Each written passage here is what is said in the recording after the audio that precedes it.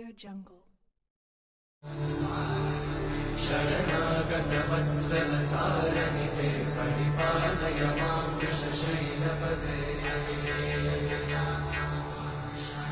अतिवेलतया तव दुर्विश।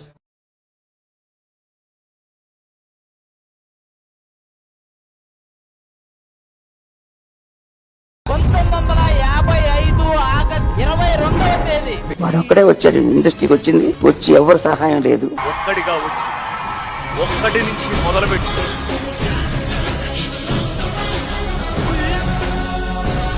ఒకటో స్థానంలో 2 దశాబ్దాలు పైగా నిలబడ్డారు. వెండి తెర ఇలా వేల్పోయాన.